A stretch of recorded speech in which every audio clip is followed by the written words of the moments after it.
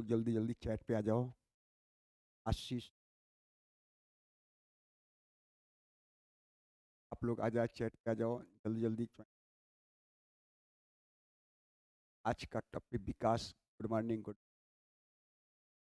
आज का टॉपिक आपकी स्क्रीन के सामने है, बजट का क्रियान्वयन। आज हम लोग बजट का क्रियान्वयन पढ़, कल हम लोग प्रक्रिया पढ़ा था। Nitish, good morning. गुड। संसदीय प्रक्रिया जो हम लोग कल पढ़ा था, संसदीय प्रक्रिया में मुझे लगता कोई नहीं होगी।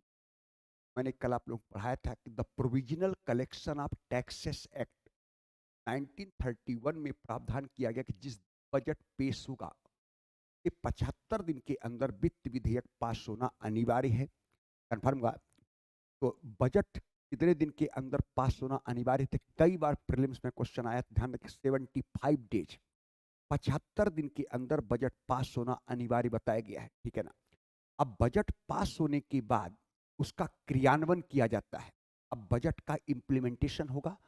इंप्लीमेंटेशन के बाद ही बजट का क्या होगा? ऑडिट होगा। खर्च हो चुकने के बाद सीएजी ऑडिट करेगा। तो बजट का क्रियान्वयन कैसे किया जाता है? और बजट के क्रियान्वयन के माध्यम से वित्त मंत्रालय नियंत्रण करता है। ऐसे कंट्रोल को हम लोगों ने इंटरनल कंट्रोल कहा था, इसे आंतरिक नियंत्रण कहा जाता है। ध्यान रखिएगा, इसका मतलब वित्त मंत्रालय जो नियंत्रण करेगा उसको इंटरनल कंट्रोल कहते हैं, और संसद जो नियंत्रण करेगा उसे एक्सटर्नल कंट्रोल कहा जाता है। तो प्रश्न है कि बजट का क्रियान्वयन, बजट का क्रियान्वयन वित्त मंत्रालय की देखरेख में किया जाता है। ये पहले हमेशा ध्यान रखेंगे कि जो बजट का क्रियान्वयन होगा वो वित्त मंत्रालय की देखरेख में होगा, क्योंकि वित्त मंत्रालय आज भी केंद्रीय वित्तीय अभिकरण है। कई बार आप लोगों से यूपीएससी प्रीलिम्स से क्वेश्चन पूछा है कि भारत का केंद्रीय वित्तीय अभिकरण कौन है, तो मिनिस्ट्री ऑफ फाइनेंस बताना है, वित्त मंत्रालय। क्योंकि वित्त मंत्रालय भारत का केंद्रीय वित्तीय अभिकरण है, इसलिए वित्त मंत्रालय की देखरेख में ही बजट का क्रियान्वयन किया जाता है। और इस क्रियान्वयन के माध्यम से इस बात को सुनिश्चित करने का प्रयास किया गया कि संसद ने जिन जिन मदों पर पैसा खर्च करने के लिए सरकार को दिया, पैसा उन्हीं उन्हीं मदों पर खर्च किया गया कि नहीं, और खर्च करते समय मितव्ययता एवं किफायत का ध्यान रखा गया कि नहीं, इस बात को सुनिश्चित करने का अधिकार वित्त मंत्रालय को दिया गया है, जो कि बजट क्रियान्वयन के माध्यम से वित्त मंत्रालय देखता है। इसका मतलब बजट के क्रियान्वयन करवाने का दायित्व किसका है? वित्त मंत्रालय का है। ये कंफर्म हो गया, क्योंकि आज भी केंद्रीय वित्तीय अभिकरण वित्त मंत्रालय के रूप में काम करता है। आज भी भारत का केंद्रीय वित्तीय अभिकरण वित्त मंत्रालय ही है, ये ध्यान रखना है। दूसरी बात, बजट क्रियान्वयन के माध्यम से इस बात को सुनिश्चित करने का प्रयास किया जाता है कि संसद ने संचित निधि से जिन जिन मदों पर धन खर्च करने की वैधानिक स्वीकृति दिया है, सरकार उन्हीं उन्हीं मदों पर खर्च किया कि नहीं, और दूसरा, खर्च करते समय मितव्ययता एवं किफायत का ध्यान रखा गया कि नहीं, इस बात को सुनिश्चित करने का अधिकार वित्त मंत्रालय को दिया गया। बजट क्रियान्वयन के माध्यम से भी वित्त मंत्रालय नियंत्रण स्थापित करता है। इसके कई तकनीकें हैं। बजट के क्रियान्वयन के माध्यम से वित्त मंत्रालय नियंत्रण करता है।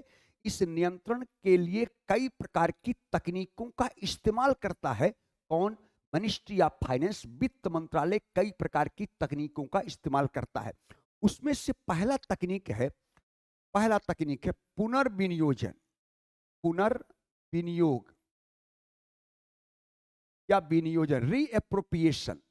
पुनर्विनियोजन, रीएप्रोप्रिएशन इसको कहते हैं। क्या बोलेंगे? रीएप्रोप्रिएशन।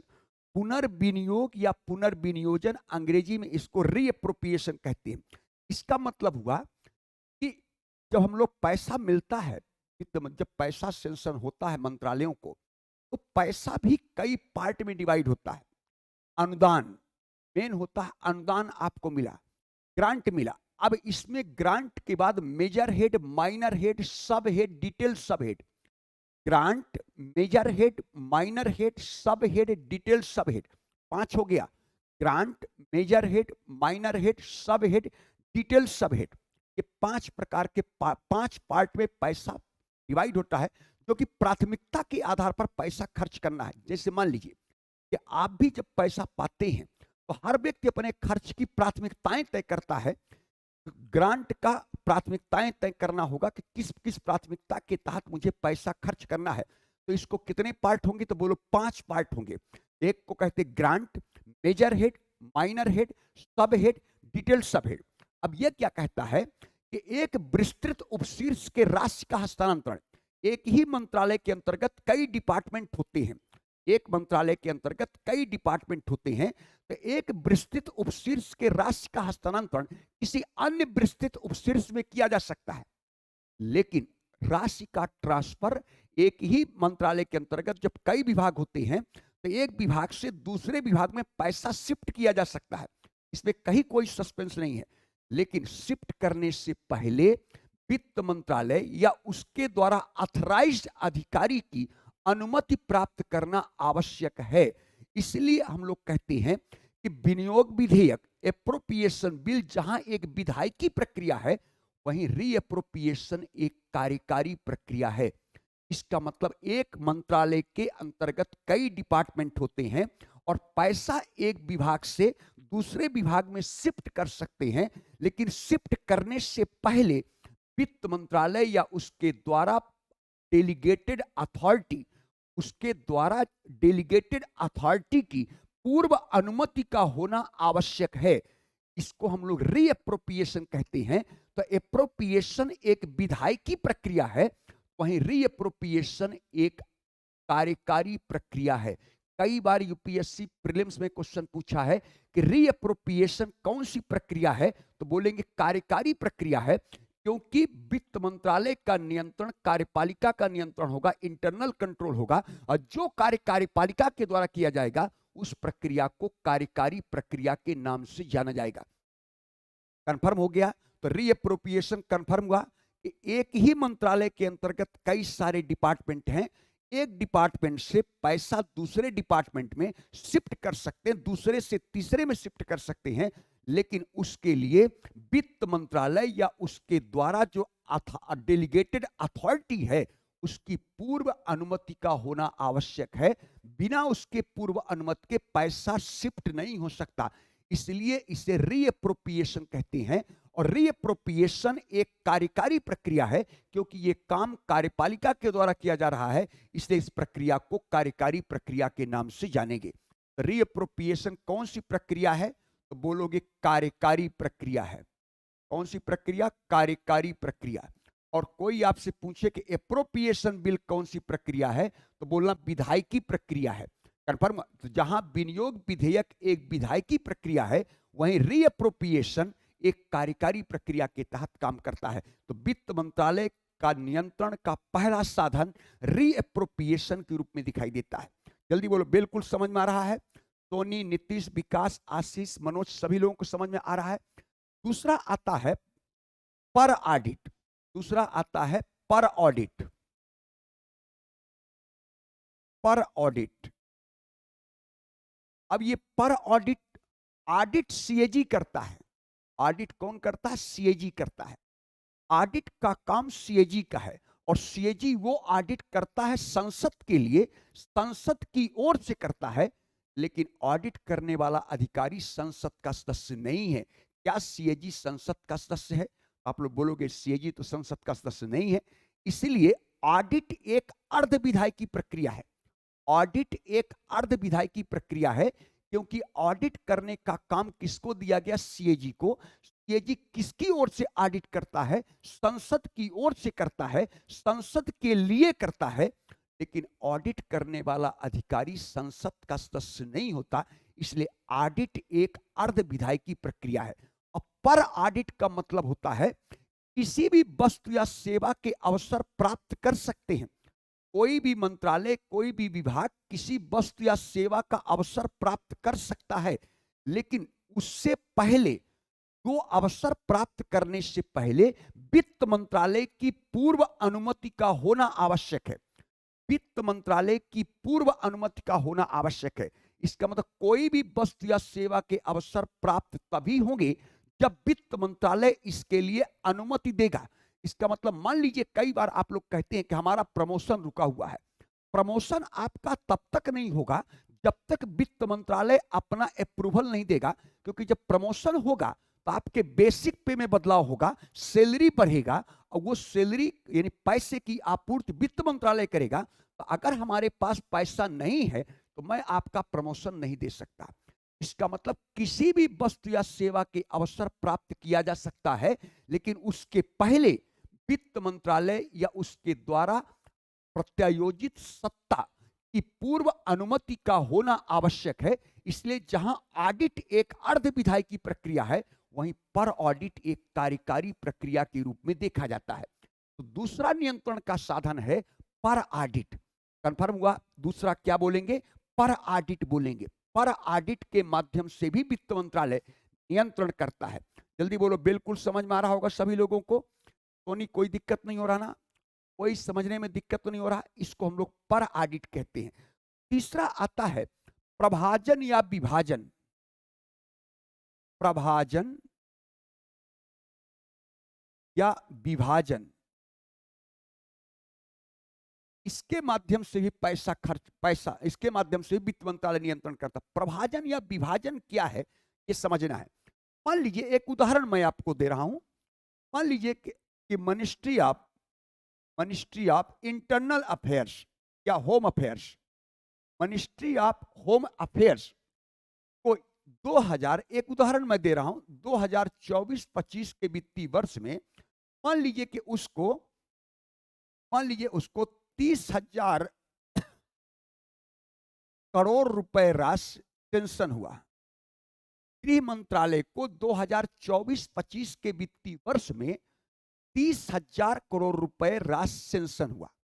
अब ये 30,000 करोड़ रुपए राशि जो गृह मंत्रालय को सेंक्शन हुआ है 2024-25 के वित्तीय वर्ष के लिए, तो ये पैसा खर्च करेगा गृह मंत्रालय, ये पैसा खर्च करेगा, लेकिन इसको डिवाइड करेगा। या तो ये पैसा मासिक आधार पर डिवाइड होगा, ये 30,000 करोड़ रुपए राशि, या तो मासिक आधार पर डिवाइड होगा कि एक माह में कितना खर्च करता है, या ये त्रैमासिक आधार पर डिवाइड होगा कि पर तिमाही कितना पैसा खर्च होगा। तो जो गृह मंत्रालय को 30,000 करोड़ रुपए राशि सेंक्शन हुआ है 2024-25 के वित्तीय वर्ष के लिए, ये पैसा खर्च होगा एक वर्ष के अंदर, 1 अप्रैल से 31 मार्च के अंदर ही पैसा खर्च होगा। लेकिन पैसा डिवाइड हो जाएगा, या तो पैसा मासिक आधार पर आप खर्च करेंगे कि पर मंथ इतने करोड़ रुपए खर्च करेंगे, या ये तिमाही आधार पर डिवाइड हो जाएगा कि पर तिमाही आप इतने करोड़ रुपए पैसा खर्च करेंगे।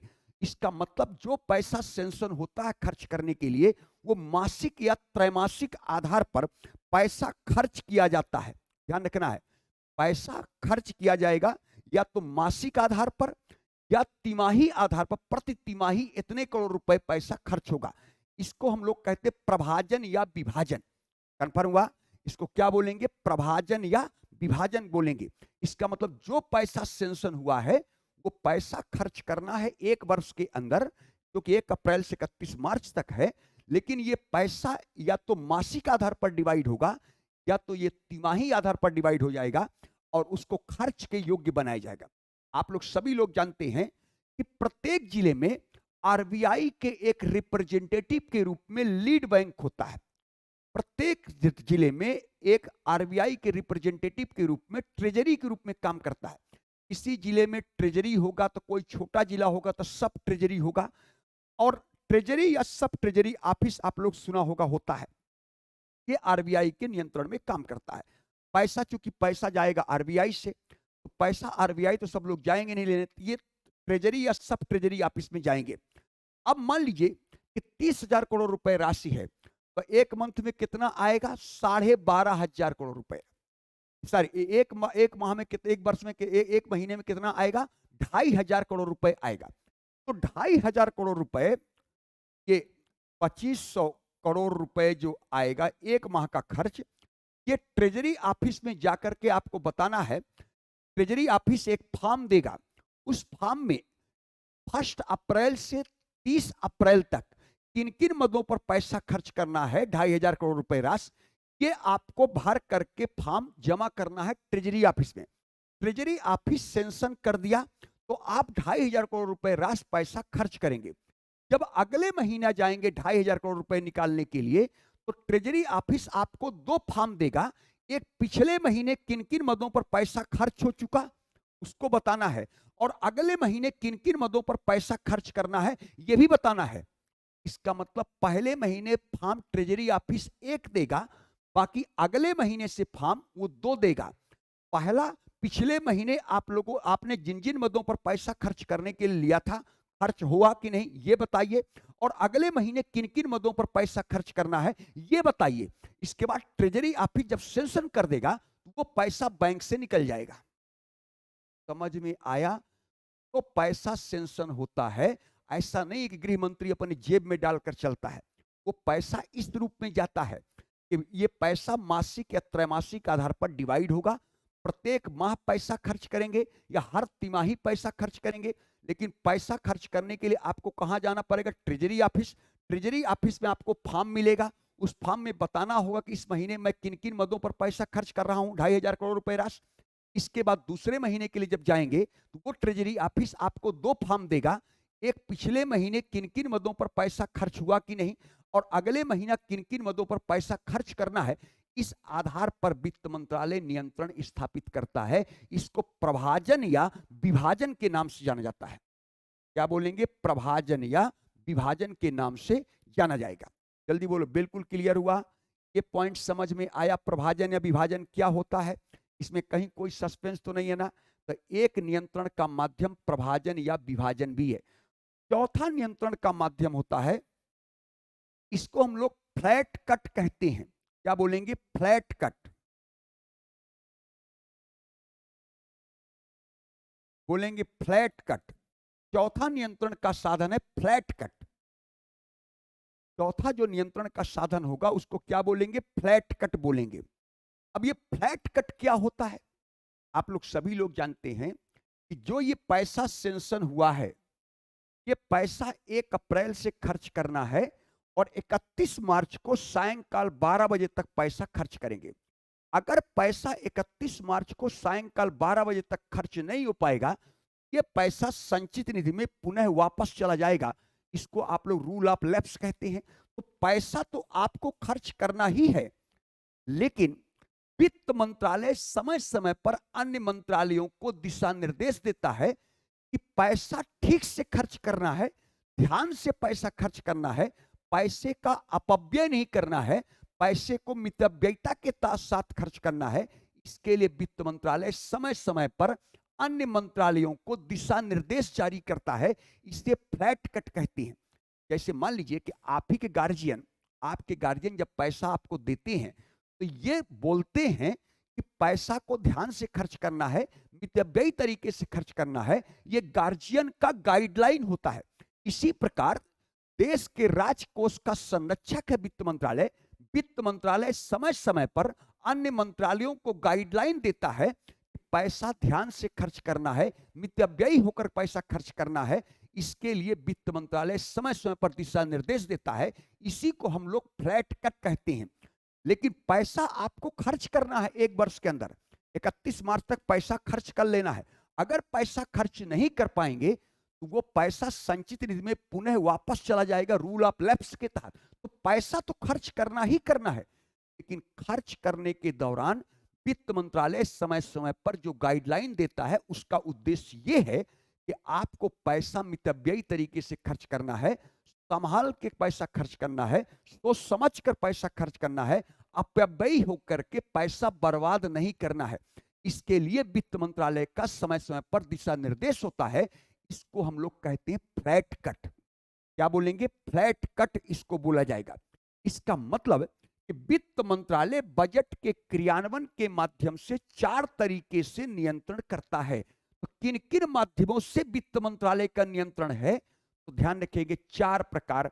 रीएप्रोप्रिएशन पुनर्विनियोग, पर ऑडिट, प्रभाजन या विभाजन और फ्लैट कट। इन 4 माध्यमों से वित्त मंत्रालय अन्य मंत्रालयों पर नियंत्रण करता है। ये तो कंफर्म हो गया कि वित्त मंत्रालय का अन्य मंत्रालयों पर नियंत्रण होता है इस और नियंत्रण के ये तकनीकें हैं, इसमें कहीं कोई सस्पेंस नहीं है। अब प्रश्न उठता है कि नियंत्रण का औचित्य क्या है? वित्त मंत्रालय क्यों नियंत्रण करता है? ये सबसे महत्वपूर्ण चीज है कि वित्त मंत्रालय के नियंत्रण का औचित्य क्या है। ये बार बार यूपीएससी आपसे प्रश्न पूछता है कि वित्त मंत्रालय के नियंत्रण का औचित्य बताइए कि क्या कारण है। ऐसा क्या कारण है कि वित्त मंत्रालय अन्य मंत्रालयों पर नियंत्रण स्थापित करता है? उसके पीछे क्या क्या कारण है? इसका मतलब वित्त मंत्रालय का नियंत्रण होना चाहिए कि नहीं होना चाहिए, दोनों के संदर्भ में आपको अपना तर्क प्रस्तुत करना है। यह यूपीएससी आप लोगों से प्रश्न पूछता है कि वित्त मंत्रालय के नियंत्रण के औचित्य की समीक्षा कीजिए। वित्त मंत्रालय क्यों नियंत्रण करता है? ये मेन प्रश्न उठता है कि वित्त मंत्रालय के नियंत्रण का औचित्य क्या है। अब इसको आप लोगों को समझना है, तो ध्यान दीजिए। पहले एक डायग्राम में बनाकर आपको समझा रहा हूं कहां कहां नियंत्रण होता है, कैसे नियंत्रण होगा। तो आप लोग सभी लोग जानते हैं कि बजट एक पूर्वानुमान है। बजट क्या है? पूर्वानुमान, तो कि आगामी वित्तीय वर्ष के लिए पेश किया जाता है। तो आगामी वर्ष के लिए बजट होता है, चालू वर्ष के लिए सामान्य आर्थिक समीक्षा होता है, गत वर्ष के लिए सीएजी ऑडिट करता है। ये तो आप लोगों को पिछले क्लास में समझ में आया था, कहीं कोई सस्पेंस नहीं था, कन्फर्म हुआ। अब अनुमानित जो राशि है, अनुमानित राशि, ये जो अनुमानित राशि है इसमें दो पार्ट होते हैं। ये जो अनुमानित राशि है इसके दो पार्ट हैं। पहला पार्ट है इसके पूरे खर्च का अनुमानित राशि दो पार्ट में डिवाइड हो जाता है, भाग 1 और भाग 2। दो पार्ट में ये अनुमानित राशि डिवाइड होता है। भाग 1 में सरकार के स्थायी खर्च होते हैं, जो सरकार के परमानेंट खर्च हैं, सरकार के स्थायी खर्च, ये भाग 1 में होता है। इसमें से आपका वेतन होता है, पेंशन होता है, ये सारे सरकार के स्थायी खर्च होते हैं। तो अनुमानित भाग में दो पार्ट होता है, भाग 1 और भाग 2।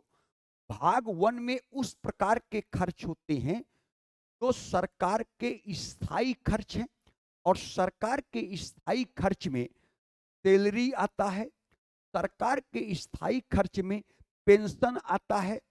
ये सरकार का स्थायी खर्च होता है जो कि हम लोग देखते हैं। भाग 2 में, जो भाग 2 है, इसमें दो पार्ट होते हैं। इसमें दो पार्ट होगा।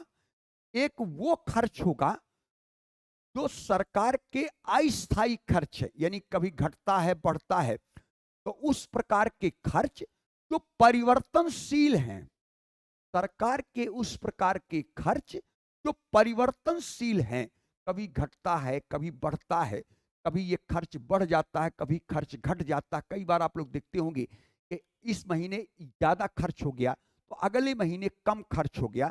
इसका मतलब सरकार के वो खर्च होंगे जो परिवर्तनशील होते रहते हैं।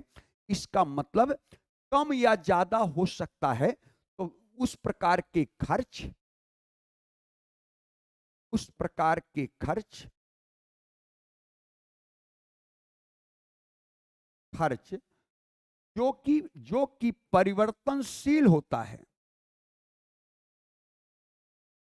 जो कि परिवर्तनशील होता है। सरकार के उस प्रकार के खर्च जो परिवर्तनशील है, घटता बढ़ता रहता। कभी बार आप लोग भी कहते हैं सर इस महीने हमारा खर्च बढ़ गया, इस महीने हमारा खर्च जितना होना था उससे भी कम हो गया। ये मनुष्य के जीवन में भी चलता रहता है, कभी खर्च ज्यादा कभी खर्च कम, तो परिवर्तनशील है। तो उस प्रकार के खर्च जो परिवर्तनशील हैं वो भाग 2 में होंगे। और भाग 2 में एक वो भी खर्च होता है जो पहली बार बजट वर्ष में शामिल किया गया, वो खर्च जो पहली बार 2024-25 के वित्तीय वर्ष में शामिल किया गया, तो एक वो भी खर्च होगा जो पहली बार इस बजट वर्ष में शामिल किया गया। तो उस प्रकार के खर्च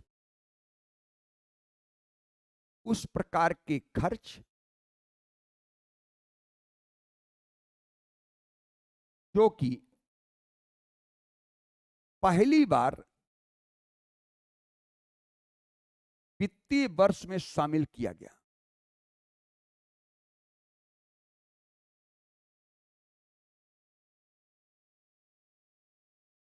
पहली बार वित्तीय वर्ष में शामिल किया गया। ये खर्च इस प्रकार हैं। अब देखना, फिर समझ ले, अनुमानित राशि बजट एक पूर्वानुमान है। ये अनुमानित राशि के दो पार्ट होते हैं, भाग 1 और भाग 2।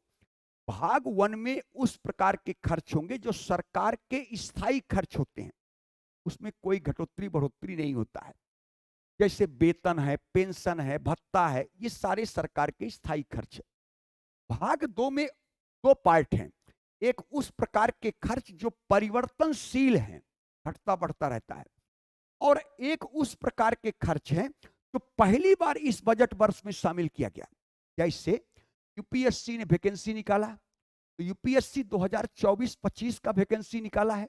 2024 में जो वैकेंसी आया है लगभग 1200 सीटें हैं, आईएफएस को भी जोड़ दें तो लगभग 1200 सीटें हैं। तो ये पहली बार बजट वर्ष में शामिल हुआ है ना, तो ये खर्च पहली बार बजट वर्ष में शामिल हो रहा है, कंफर्म हुआ। तो उस प्रकार के खर्च जो पहली बार इस बजट वर्ष में शामिल हुआ, कई ऐसे प्रोग्राम होते हैं जो प्रोग्राम इसी वित्तीय वर्ष में शुरू किया जा रहा है, इसका मतलब इस वित्तीय वर्ष के खर्च में शामिल होगा। तो सरकार के उस प्रकार के खर्च जो पहली बार इसी वित्तीय वर्ष में शामिल किया जा रहा, वो भी एक खर्च का पार्ट होता है। तो कुल मिलाकर के अनुमानित राशि के दो पार्ट हैं, भाग 1 और भाग 2। भाग 1 में उस प्रकार के खर्च जो परमानेंट है, स्थायी है। भाग 2 में दो पार्ट हैं, उस प्रकार के खर्च जो परिवर्तनशील हैं, और दूसरा उस प्रकार के खर्च जो पहली बार इस बजट वर्ष में शामिल किया गया, वो भी खर्च इसी अनुमानित राशि में होगा। जैसे मैंने आपको उदाहरण दिया, प्रतिवर्ष सरकार यूपीएससी के तहत वैकेंसी निकालता है, तो यूपीएससी वैकेंसी निकालता हर वर्ष, वो अब हर वर्ष के वित्तीय वर्ष में खर्च शामिल होगा, वो प्रत्येक उस वर्ष के वित्तीय वर्ष में खर्च शामिल होगा। तो इसका मतलब है वो पहली बार उसी वर्ष में आया है, इसलिए उस प्रकार के खर्च जो पहली बार उस वित्तीय वर्ष में आता है, वो भी सरकार के खर्च के रूप में ही अनुमान लगाया जाता है। ध्यान रखना, इस प्रकार भारत सरकार का पूरा खर्च चलता है। जल्दी बोलो, समझ में आया कि नहीं आया? जल्दी बोलो, समझ में आया? विकास, सोनी, नीतीश, आशीष, मनोज, सभी लोगों को समझ में आया? ये डायग्राम आपको समझ में आया कि पूरा खर्च कैसा चलता है सरकार का? इस प्रकार का खर्च डिवाइड हो जाता है, कहां कहां हमें कैसे खर्च करना है। एक खर्च वो है जो परमानेंट है, दूसरा खर्च के दो पार्ट हैं, एक वो खर्च है जो परिवर्तनशील है, और एक वो खर्च होगा जो पहली बार बजट वर्ष में शामिल किया गया। पहली बार बजट वर्ष में शामिल किया गया, वो भी खर्च होता है। कंफर्म हुआ? इस प्रकार हमारे देश का खर्च चलता है। कंफर्म हुआ? अब प्रश्न उठता है, ये आप लोगों को समझ में आ गया होगा स्ट्रक्चर पूरा। अब हमारा प्रश्न है, मेन मुद्दा है कि वित्त मंत्रालय के नियंत्रण का औचित्य क्या है? वित्त मंत्रालय क्यों नियंत्रण करती है? ये अब अपने मेन मुद्दे पर आ रहा हूं, और ध्यान रखिएगा, जो ये टॉपिक मैं पढ़ाने जा रहा हूं, ये यूपीएससी प्रीलिम्स में भी इससे कई प्रश्न पूछा है, और जवाब गलत नहीं देना है। इतना समझाने के बावजूद भी गलत जवाब देंगे तो मतलब मेरा बैड लक है, मेरा दुर्भाग्य रहेगा। कंफर्म हुआ? इसलिए कोशिश करना गलत नहीं होना चाहिए। अब प्रश्न उठता है कि वित्त मंत्रालय के नियंत्रण का औचित्य,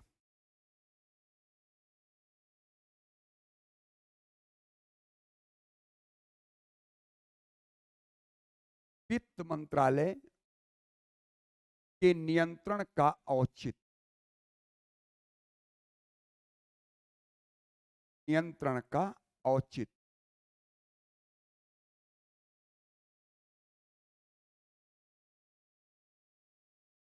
वित्त मंत्रालय के नियंत्रण का औचित्य, ये मैंने क्वेश्चन मार्क लगाया है। वित्त मंत्रालय के नियंत्रण का औचित्य। वेरी वेरी इंपॉर्टेंट टॉपिक, ध्यान रखना है। ये आप लोगों के लिए वेरी वेरी इंपॉर्टेंट है मेंस की परीक्षा के लिए।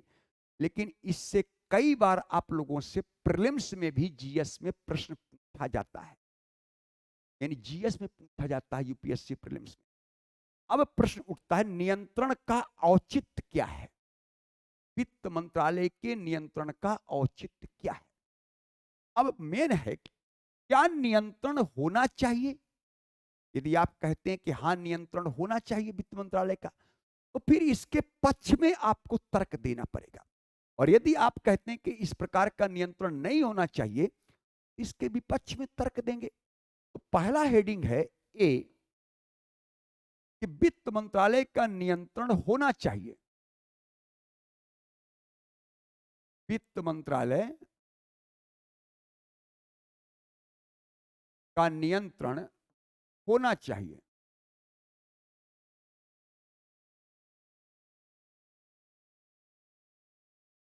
वित्त मंत्रालय का नियंत्रण होना चाहिए। अब इसके पक्ष में आप लोगों को तर्क देना है। अगर कहते हैं कि वित्त मंत्रालय का नियंत्रण होना चाहिए, तो फिर इसके पक्ष में तर्क देंगे। भाई तर्क तो देना पड़ेगा, नियंत्रण क्यों होना चाहिए। तो पहला पॉइंट समझिएगा, पक्ष में पहला पॉइंट समझने का प्रयास करिएगा, क्यों नियंत्रण होना चाहिए। समझिएगा, हमारे देश में संसदीय शासन प्रणाली को अपनाया गया।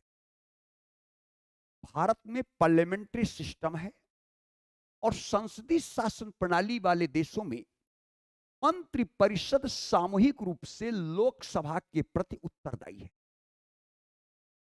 यानी संसदीय शासन प्रणाली होने के कारण हमारे यहां मिनिस्ट्रियल रिस्पांसिबिलिटी का सिद्धांत है कि समस्त प्रशासनिक गतिविधियों के लिए मंत्रि परिषद सामूहिक रूप से लोकसभा के प्रति उत्तरदायी है।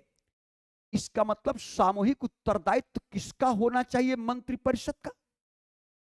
यह हमारा सिद्धांत कहता है। लेकिन बजट के संदर्भ में एक इंटरनल रिफॉर्म किया गया। बजट के संदर्भ में हमारे देश में एक आंतरिक सुधार किया गया कि बजट के संदर्भ में अकेला रिस्पांसिबिलिटी वित्त मंत्रालय लेगा। बजट के संदर्भ में सारी रिस्पांसिबिलिटी वित्त मंत्रालय की होगी। तो अगर बजट के संदर्भ में अकेला रिस्पांसिबिलिटी वित्त मंत्रालय लेगा, तो फिर रिस्पांसिबिलिटी के अकॉर्डिंग अथॉरिटी भी वित्त मंत्रालय के पास होना चाहिए, ताकि वो अन्य मंत्रालयों पर नियंत्रण स्थापित कर सके। यानी बजट के संदर्भ में सारी रिस्पांसिबिलिटी अकेले वित्त मंत्रालय ले रहा।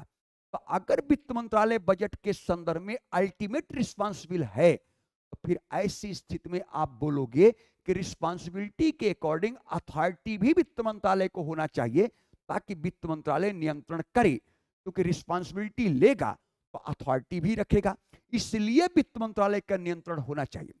अब यूपीएससी ने प्रश्न पूछा प्रीलिम्स में कि अगर बजट पास नहीं हो पाता, मान लीजिए बजट पास नहीं हो पाया, तो सबसे पहला इस्तीफा किसका होगा।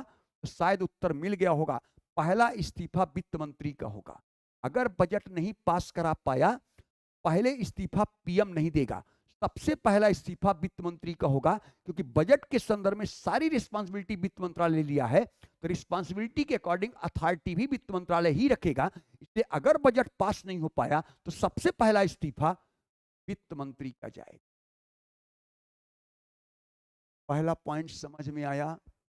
पहला समझ में आया क्यों नियंत्रण करना चाहिए वित्त मंत्रालय को। क्योंकि बजट के संदर्भ में अकेला रिस्पांसिबिलिटी वित्त मंत्रालय लिया है। अगर अकेला रिस्पांसिबिलिटी वित्त मंत्रालय लेगा, तो फिर रिस्पांसिबिलिटी के अकॉर्डिंग अथॉरिटी भी वित्त मंत्रालय रखेगा। इसलिए वित्त मंत्रालय का नियंत्रण होना चाहिए। अगर बजट पास नहीं हो पाया, तो सबसे पहला इस्तीफा वित्त मंत्री का जाएगा, इसके बाद प्राइम मिनिस्टर का जाएगा, लेकिन सबसे पहला इस्तीफा तो वित्त मंत्री का ही जाएगा। क्योंकि आपने बजट पास नहीं करा पाया, और बजट के लिए आप ही अकेले रिस्पांसिबल हो। अगर आप वित्त मंत्री रिस्पांसिबल है, मंत्रालय रिस्पांसिबल है, फिर रिस्पांसिबिलिटी के अकॉर्डिंग अथॉरिटी वित्त मंत्रालय रखेगा। दूसरी बात, दूसरा पॉइंट समझेगा। वित्त मंत्रालय अकेला आय अर्जित करने के लिए उत्तरदायी है। वित्त मंत्रालय अकेला आय अर्जित करने के लिए उत्तरदायी है। बाकी सारे मंत्रालय खर्च करते हैं। ध्यान रखिएगा, घर का गार्जियन, जो आपके गार्जियन है घर में, जो वो अकेले कमाने वाले हैं, आय अर्जित करने के लिए वो हैं। बाकी सभी लोग खर्च करेंगे, बाकी सभी लोग खर्च करेंगे। तो आय अर्जित करने वाले का खर्च करने वाले पर नियंत्रण होना ही चाहिए, नहीं तो बजट संतुलित कैसे कर पाएगा। इसलिए क्योंकि वित्त मंत्रालय आय अर्जित करने के लिए उत्तरदायी है, बाकी सारे मंत्रालय, सारे डिपार्टमेंट खर्च करते हैं। इसलिए खर्च पर नियंत्रण बना रहे, इसके लिए वित्त मंत्रालय के नियंत्रण का विशेष महत्व है। इसे अपने घर में भी देख लीजिएगा। जो पर्सन इनकम जनरेट करता है, आय अर्जित करता है, उसका खर्च करने वालों पर पूरा नियंत्रण रहता है। ये अपने व्यवहारिक जीवन में भी आपको दिखाई देता होगा। तो चूंकि वित्त मंत्रालय अकेला आय अर्जित करने के लिए उत्तरदायी है, बाकी सारे मंत्रालय खर्च करते हैं, इसलिए आय अर्जित करने वाले का खर्च करने वाले पर नियंत्रण होना चाहिए, ताकि आय और व्यय के मध्य संतुलन बना रहे। इसके लिए वित्त मंत्रालय के नियंत्रण का विशेष महत्व है। जल्दी बोलो, बातें समझ में आ रही है? ठीक ठाक बात समझ में आ रही है ना? तीसरा पॉइंट, आप लोगों ने सभी लोग सुने होंगे, सब लोग जानते हैं कि एकमात्र ऐसा डिपार्टमेंट है जिसका अपना खर्च नहीं है। आप लोग देखे होंगे, जो हमारे घर में गार्जियन कमाते हैं, जो आपके गार्जियन होंगे, उनका अपना खर्च नहीं है। वो सबका खर्च की ध्यान रखते हैं, इसको इतना पैसा भेजना, इस बच्चे को इतना भेजना, इसके पढ़ाई पर इतना का, इसका इतना खर्च। उसका अपना खर्च का कोई बजट नहीं है।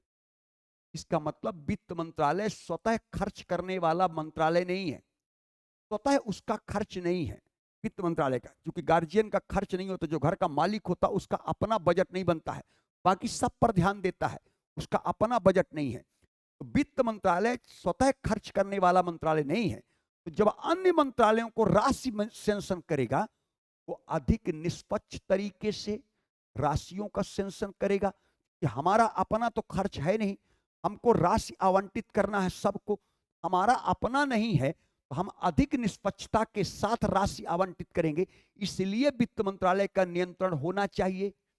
तो स्वतः खर्च करने वाला विभाग नहीं है, स्वतः का अपना कोई बजट नहीं होता है, स्वतः का कोई अपना अनुदान संबंधी मांगे नहीं होती है, बाकी सबका होता है। जो कि खर्च करना स्वतः नहीं है हमारा, इसलिए अन्य को जो खर्च करने के लिए पैसा आवंटित होगा, वो अधिक निष्पक्षता के आधार पर आवंटित करेगा। इसलिए वित्त मंत्रालय का नियंत्रण होना चाहिए।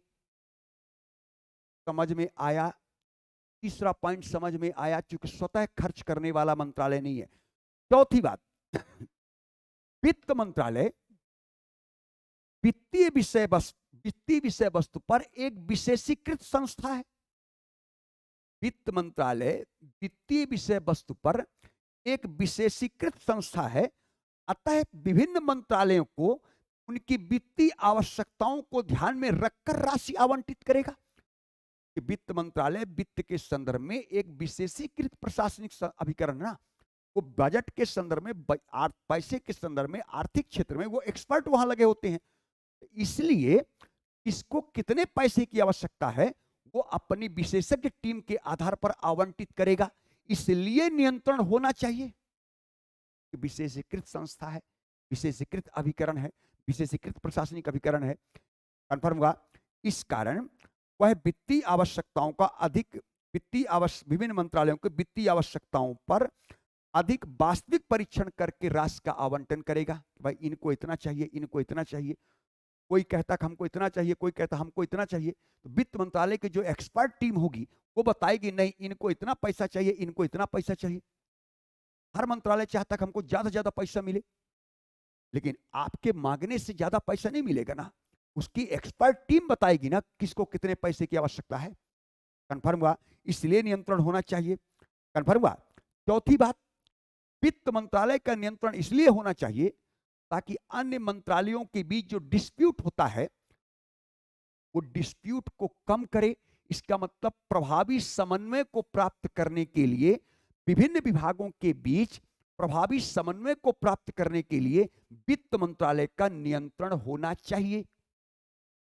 समन्वय स्थापित करने के लिए वित्त मंत्रालय का नियंत्रण होना चाहिए ताकि उसके माध्यम से तालमेल बना रहे। इसलिए कोई मंत्रालय डिस्प्यूट करता है तो वित्त मंत्रालय कहता है कि तुम्हारा अनुदान की राशि कम हो जाएगी, इसलिए तालमेल बना लो। इसलिए संगठन में विभागों के बीच, मंत्रालयों के बीच प्रभावी समन्वय को प्राप्त करने के लिए वित्त मंत्रालय के नियंत्रण का विशेष महत्व। तो मैंने आप लोगों को नियंत्रण के संदर्भ में कई पॉइंट बताया। सारे पॉइंट समझ में आ रहे हैं ना?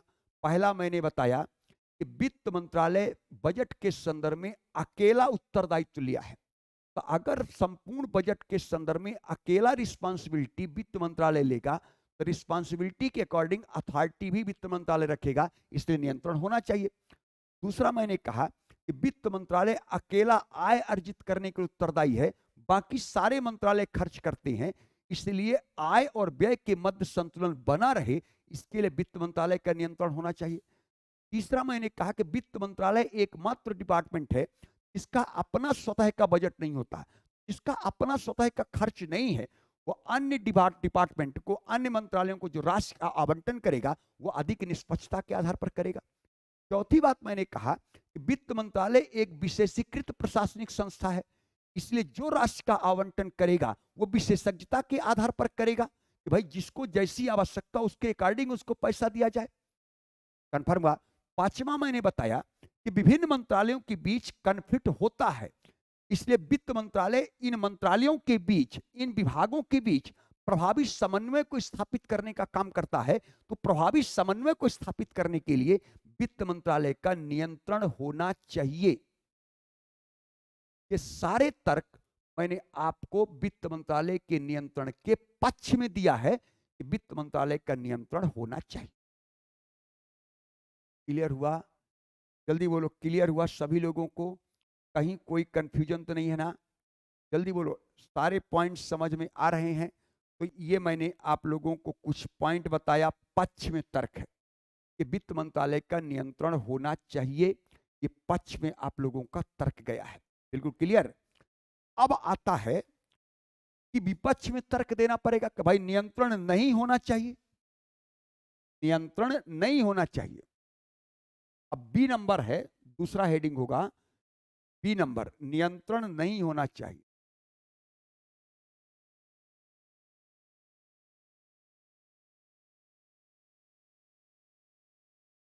वित्त मंत्रालय का नियंत्रण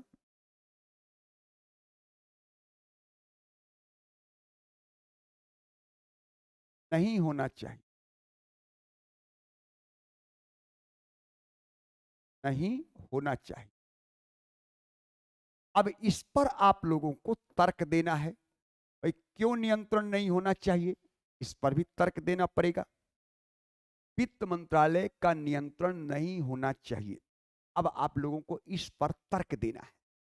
चलो समझा जाए। आपने एक पॉइंट बताया कि वित्त मंत्रालय वित्तीय विषय वस्तु पर एक दक्ष एवं अनुभवी प्रशासनिक अभिकरण है। तो वित्त मंत्रालय वित्तीय विषय वस्तु पर अनुभवी और दक्ष अभिकरण है, शिक्षा मंत्रालय पर नहीं ना। शिक्षा के मामलों में एक्सपर्ट नहीं है ना, डिफेंस के मामलों में एक्सपर्ट नहीं है ना, कम्युनिकेशन के मामले में एक्सपर्ट नहीं है ना, हेल्थ के मामलों में एक्सपर्ट नहीं है ना। कंफर्म हुआ?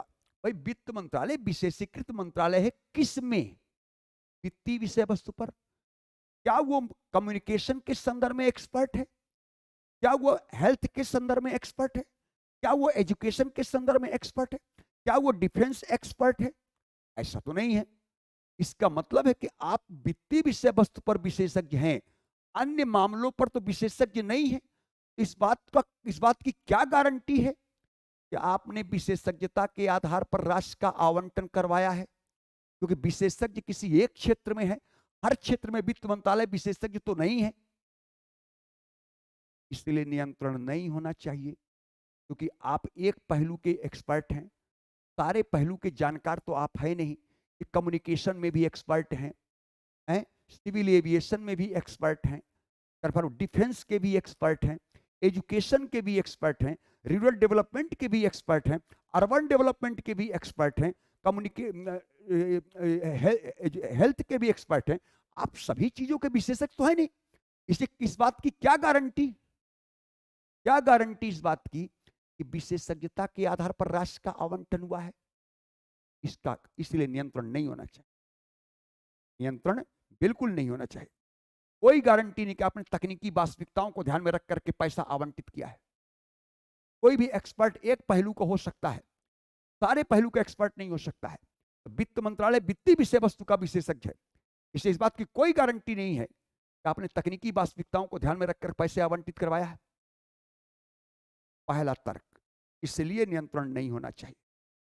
कंफर्म हुआ, इसलिए नियंत्रण नहीं होना चाहिए, बिल्कुल नहीं होना चाहिए। दूसरा पॉइंट समझेंगे। वित्त मंत्रालय के द्वारा जब अधिक गंभीर नियंत्रण किया जाता है, वित्त मंत्रालय जब इतना गंभीर नियंत्रण करेगा तो अन्य मंत्रालयों का मनोबल गिर जाएगा। अच्छा, मेरे ऊपर नियंत्रण करता है, उसका मनोबल डगमगा जाएगा। वित्त मंत्रालय जब अत्यधिक गंभीर नियंत्रण करता है तो अन्य प्रशासकीय मंत्रालय जो हैं उनके अधिकारियों का मनोबल गिर जाता है, क्योंकि नियंत्रण कहीं ना कहीं आपके मनोबल को कमजोर कर देता है। इसलिए मनोबल को कमजोर होने के कारण नियंत्रण नहीं होना चाहिए, क्योंकि अधिकारियों का मनोबल कमजोर पड़ जाता है, क्योंकि आपका गंभीर नियंत्रण है। तो नियंत्रण अत्यधिक या गंभीर होगा तो अन्य मंत्रालयों के जो अधिकारी होंगे उन अधिकारियों का मनोबल गिर जाएगा, इसलिए नियंत्रण नहीं होना चाहिए।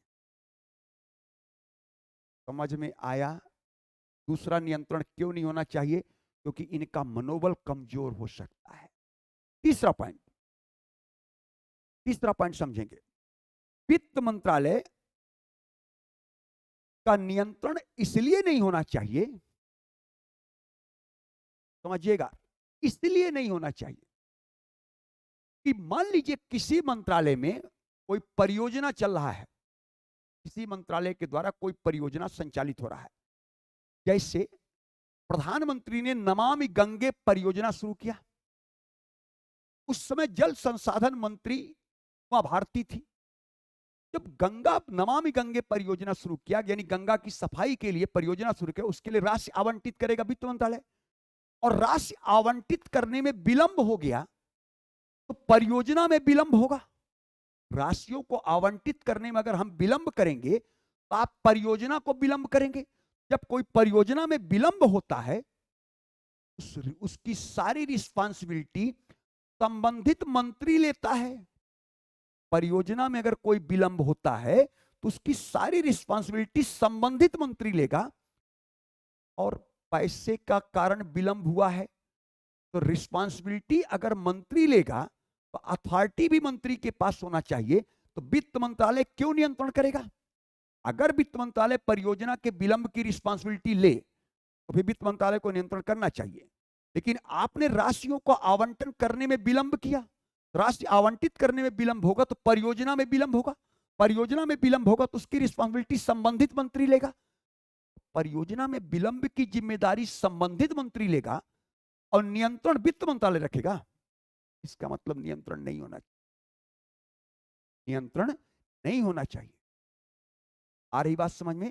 बिल्कुल नहीं होना चाहिए, क्योंकि अगर रिस्पांसिबिलिटी वित्त मंत्रालय ले परियोजना के विलंब की जिम्मेदारी तो नियंत्रण करेगा, लेकिन अगर परियोजना के विलंब की जिम्मेदारी संबंधित मंत्री लेगा और नियंत्रण वित्त मंत्री करेगा, ये ठीक नहीं है।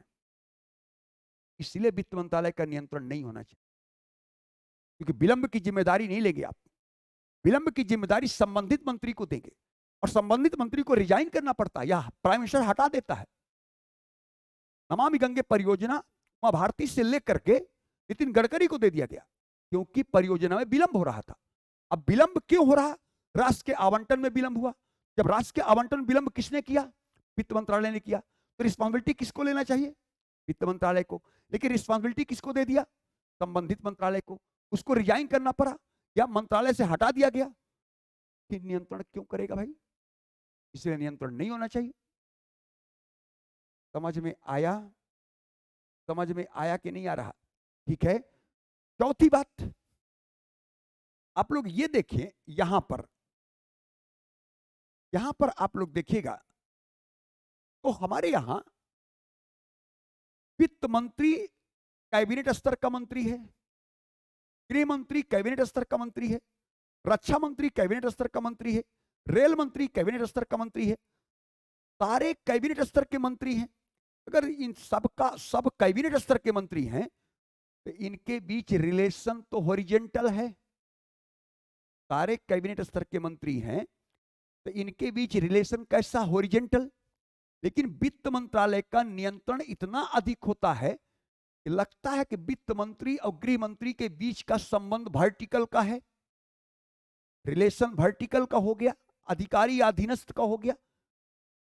बजट के संदर्भ में वित्त मंत्रालय का इतना नियंत्रण होता है, ऐसा लगता है कि अन्य मंत्रालय और वित्त मंत्रालय के बीच का संबंध हॉरिजेंटल नहीं, वर्टिकल हो गया। जबकि संबंध कैसा है? हॉरिजेंटल का है। सभी कैबिनेट स्तर के मंत्री हैं, सभी समकक्ष हैं, सभी के बीच संबंध समकक्षता का है। लेकिन जब वित्त मंत्रालय का नियंत्रण होता है बजट के संदर्भ में, तो ऐसा लगता है कि अन्य मंत्रालय और वित्त मंत्रालय यानी अन्य मंत्री और वित्त मंत्री के बीच का संबंध हॉरिजेंटल नहीं, वर्टिकल है। इसलिए नियंत्रण नहीं होना चाहिए। इसलिए नियंत्रण नहीं होना चाहिए। ये आप लोग तर्क देंगे कि नियंत्रण नहीं होना चाहिए। कंफर्म हुआ? लेकिन थोड़ा सा एक और कारण है, वित्त मंत्रालय का नियंत्रण क्यों नहीं होना चाहिए? क्योंकि आपने जब पूर्व बजट नियंत्रण कर लिया, पूर्व बजट नियंत्रण किया यानी निर्माण के समय, पूर्व बजट मतलब निर्माण के समय, तो फिर पश्चात बजट का मतलब क्रियान्वयन के समय। जब आपने पूर्व बजट नियंत्रण कर लिया तो पश्चात बजट पर नियंत्रण करने का औचित्य क्या है? क्योंकि नियंत्रण एक ही बार होगा। नियंत्रण कितने बार होना चाहिए? 2 बार। एक बार नियंत्रण होना चाहिए, क्योंकि वही मंत्रालय को नियंत्रण करना है, उन्हीं को नियंत्रण करना है। जब आपने पूर्व बजट नियंत्रण कर लिया तो पश्चात बजट के नियंत्रण का कोई औचित्य नहीं है, क्योंकि नियंत्रण एक ही बार करना है। और यहां वित्त मंत्रालय 2 बार नियंत्रण कर रहा है, एक पूर्व बजट, दूसरा पश्चात बजट। जब आपने पूर्व बजट निर्माण के समय नियंत्रण कर लिया तो पश्चात बजट क्रियान्वयन के माध्यम से नियंत्रण क्यों करेंगे? क्योंकि नियंत्रण तो एक ही होना चाहिए। नियंत्रण एक ही होना चाहिए। लेकिन हमारे यहां दोहरा नियंत्रण दिखाई देता है, दोहरा नियंत्रण दिखाई देता है। जबकि आप लोग संविधान का अनुच्छेद 20 सब क्लास 2 पढ़ते हैं कि दोहरे जोखिम से संरक्षण, कि एक अपराध के लिए एक से अधिक बार अभियोजित या दंडित नहीं किया जा सकता, और यहां 2 बार की व्यवस्था है। इसका मतलब 2 बार नियंत्रण क्यों होना चाहिए? वही विभाग, वही मंत्रालय जब पूर्व बजट निर्माण के समय नियंत्रण कर लिया तो पश्चात बजट क्रियान्वयन के नियंत्रण का औचित्य नहीं है, इसलिए नियंत्रण नहीं होना चाहिए। नियंत्रण एक ही बार होना चाहिए, लेकिन यहां नियंत्रण 2 बार दिखाई दे रहा है। जल्दी बोलो, समझ में आया बात? बात बन गया। जब एक बार नियंत्रण आपने कर लिया तो दूसरा नियंत्रण करने का कोई औचित्य नहीं है। कंफर्म हुआ? दूसरा नियंत्रण करने का कोई औचित्य नहीं है। ठीक है। ये आप लोगों को मैंने पक्ष और विपक्ष में तर्क दिया। नियंत्रण होना चाहिए, मैंने तर्क दिया। नियंत्रण नहीं होना चाहिए, इस पर भी हमने तर्क दिया। अब आप लोगों को एक सामान्य निष्कर्ष प्रस्तुत करना है। सामान्य निष्कर्ष अब आपको कंक्लूड करना है। तो आप लोगों को मैंने सारे तर्क बताया, पक्ष में भी विपक्ष में भी। लेकिन आप लोग सच में बताओ, प्रभावशाली तर्क किसमें है? ज्यादा प्रभावशाली तर्क पक्ष में है विपक्ष में है? आप लोग को सबको लग रहा होगा सारे प्रभावशाली तर्क मैंने पक्ष में, सारे प्रभावशाली तर्क पक्ष। और सबसे महत्वपूर्ण तर्क क्या है? जब हमारे देश में पार्लियामेंट्री सिस्टम है, उत्तरदायित्व तो सामूहिक होना चाहिए, लेकिन बजट के संदर्भ में अकेला रिस्पांसिबिलिटी लेगा वित्त मंत्रालय, फिर रिस्पांसिबिलिटी के अकॉर्डिंग अथॉरिटी तो हो। इसका मतलब है कि वित्त मंत्रालय का नियंत्रण होना चाहिए। आप लोग निष्कर्ष में सपोर्ट करना है कि वित्त मंत्रालय का नियंत्रण होना चाहिए, लेकिन नियंत्रण की प्रकृति अत्यधिक न होकर के प्रभावशाली होना। नियंत्रण तो होना चाहिए। पक्ष में सारे महत्वपूर्ण तर्क आपने दिया है, लेकिन वो नियंत्रण की प्रकृति बोलो अत्यधिक नहीं, प्रभावशाली होना चाहिए। अब प्रभावशाली नियंत्रण कैसे होगा? इसके लिए वित्त मंत्रालय के अंतर्गत अधिक योग्य एवं कुशल कार्मिकों की भर्ती की जाए, वित्तीय शक्तियों का उचित प्रत्यायोजन किया जाए, कन्फर्म हुआ, ताकि वित्त मंत्रालय नीतिगत विषय वस्तुओं पर ध्यान केंद्रित करे। कन्फर्म हुआ। इसका मतलब नियंत्रण होना चाहिए, लेकिन आप लोग क्या बोलोगे कि नियंत्रण अत्यधिक नहीं, प्रभावशाली। अब प्रभावशाली नियंत्रण कैसे होगा?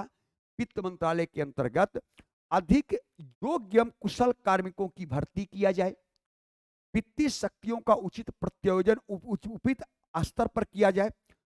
कन्फर्म हुआ। ताकि वित्त मंत्रालय बहुत नीतिगत विषय वस्तुओं पर अपना ध्यान केंद्रित कर सके और दिन प्रतिदिन के मुद्दों पर सत्यता होनी चाहिए। अब आपसे मैं हर गतिविधि पर गार्जियन पूछे, देखना थोड़ा पैसा मत खर्च करना, ये करना, एक दिन बोलोगे क्या बंद करो, इसका मतलब अत्यधिक नहीं, प्रभावशाली। दिन प्रतिदिन के मुद्दों पर सत्यता दो, नीतिगत मुद्दों पर नियंत्रण रखिए कि जो मैं पैसा दे रहा हूं आप खर्च कर रहे हैं किसके लिए? पढ़ाई करने के लिए, सिलेक्शन लेने के लिए। तो पढ़ाई हो रहा कि नहीं बढ़िया, आपका सही दिशा में पढ़ाई हो रहा कि नहीं? बार बार आपके गार्जियन धमकाएं, ये पढ़ोगे नहीं पैसा बंद कर देंगे, पैसा, एक दिन बोलो बंद करो। इसका मतलब है कि बार बार नीतिगत दिन प्रतिदिन के मुद्दों पर बार बार बातें नहीं होनी चाहिए। नीतिगत मुद्दों पर बात करो, दिन प्रतिदिन के मुद्दों पर autonomy दे दो। पैसा खर्च हो रहा है ये अच्छी बात है, खर्च का उद्देश्य समझ में आता क्या है, वो उद्देश्य प्राप्त हो रहा कि नहीं, इस पर ध्यान देना है। केवल खर्च पर ध्यान नहीं देना है, खर्च किया कि नहीं किया, खर्च कैसे कैसे कर रहा, ध्यान दो इसको ये किताब क्या करोगे, ये मैगजीन क्या करोगे, ये कोचिंग क्या करोगे, लास्ट में आपका मनोबल गिर जाएगा, हटाओ बंद करो। इसलिए नियंत्रण अत्यधिक हो तो अच्छा है कि नियंत्रण प्रभावशाली हो। इसका मतलब दिन प्रतिदिन के मुद्दों की तुलना में नीतिगत मुद्दों पर ज्यादा नियंत्रण होना चाहिए। ये आप लोग कंक्लूड करिएगा। इसका मतलब कंक्लूजन में आपको सपोर्ट करना है, ध्यान रखना है, लेकिन सपोर्ट को सुझाव के साथ करना है कि अत्यधिक नहीं, प्रभावशाली हो। ठीक है, जल्दी बोलो, समझ में आया? समझ में आया कि नहीं आया? तो ये बजट क्रियान्वयन का टॉपिक था जो मैंने पढ़ाया। मुझे लगता है कि आप लोगों को बाकायदे समझ में आ गया होगा, कहीं कोई समस्या नहीं होगी। कन्फर्म हुआ, ये समझ में ठीक ठाक आ गया होगा। तो इसको आप लोगों को ध्यान में रखना है, ठीक है ना? एक बार और देख लीजिएगा, क्लास अभी अपडेट करवा दूंगा, अपलोड करा दूंगा, जरूर देख लीजिएगा। और थोड़ा सा ध्यान रखना कि मेंस के लिए तो फायदेमंद ही है, ये प्रीलिम्स के लिए बहुत इंपॉर्टेंट टॉपिक था, ठीक है ना? प्रीलिम्स में भी एक आध दो प्रश्न पूछता तो गलत वहां नहीं होना चाहिए, और मेंस में लगभग प्रश्न पूछ रहा है बजट पर वित्त मंत्रालय के औचित्य का समीक्षा कीजिए। बजट पर वित्त मंत्रालय के और नियंत्रण के औचित्य की समीक्षा कीजिए, ये बहुत बार प्रश्न पूछता है, तो इसको भी आप लोगों को विशेष ध्यान देना, ठीक है? चलिए हम लोग कल मिलते हैं, ठीक है ना? तो अब हम लोग ऑडिट वाला काम शुरू करेंगे कि लेखा परीक्षण कैसे होगा, लेखा क्या है, लेखा परीक्षण क्या है, लेखा परीक्षण को सेपरेट किया गया। परसों मैंने आप लोगों को यूपीपीसीएस में जब टेस्ट पेपर किया था, कब सेपरेट 76 में सेपरेट क्यों किया गया, करना चाहिए कि नहीं करना चाहिए, ये सारे मुद्दे लेकर काम करेंगे। फिर संसदीय समिति में लोक लेखा समिति काम करेगी। लोक लेखा समिति का क्या औचित्य है, ये सारे मुद्दों को लेकर के हम लोग क्लास करेंगे। तो ये आगे क्लास हम लोग करेंगे तो ऑडिट का क्लास करेंगे। ठीक है, चलिए सभी लोग खूब बढ़िया समझ में आया।